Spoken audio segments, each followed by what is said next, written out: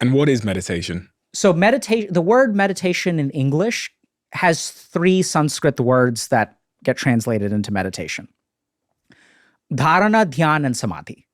So dharana is technically a focusing technique. It's something that you do. So I can tell you gaze at a candle flame without blinking. This is a dharana. It is a focusing technique. This is what's confusing for a lot of people. The second word for meditation is dhyan. So dhyan is not something you can do. It's a state of mind. So I'll explain this very simply. Do you know how to go to sleep?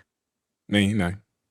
I mean, well, I go to bed and I lay down and I usually put something on so I can listen to as I fall asleep. Is that how I sleep?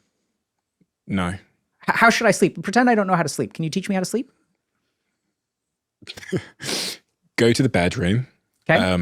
Done that. Make sure it's nice and cold. Okay. Lay there in the bed and close your eyes.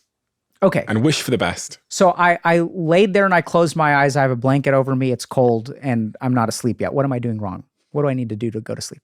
Maybe you're not tired enough. Have you slept before? Yeah. Have you done it a lot? Yeah. But you can't tell me how to do it. Not really, no. Absolutely. So sleep is a state of consciousness. So going to bed is something that you do, and then sleep happens to you. This is the biggest misunderstanding about meditation. Everyone's focused on meditation techniques. These are dharanas.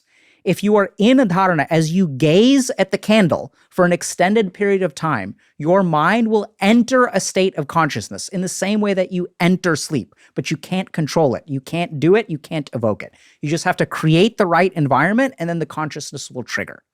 The closest thing that many people experience is the flow state. But even in the flow state, there is mental activity. So the flow state is like the early stage of meditation.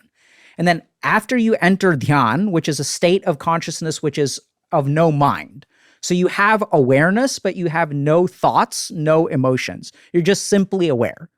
The best example of this that some people have experienced, a couple of things. One is orgasm. The moment of orgasm is one where you have no thoughts. Thoughts come afterward. Thoughts come before. But in that moment of orgasm, you are aware, you are present, you are blissful, but you have no thoughts or no mental activity. Sometimes also like looking at the sun, like watching a sunset, walking along the beach. There's some moments where you're present. You're not really thinking about anything, but you're not asleep. You're not daydreaming. This is what dhyan is. This is the second stage of meditation. After you sit in dhyan for a while, then you will attain something called samadhi. So these are the transcendental states of meditation. This is the kind of stuff that psychedelics does to you. So when you enter these samadhi states, this is when you start to get transformed and all this weird stuff that's very hard to describe. So I would say that meditation is these three things. It's a focusing technique followed by a state of consciousness that, fingers crossed, get induced. And once you're in that state, then you can kind of start climbing.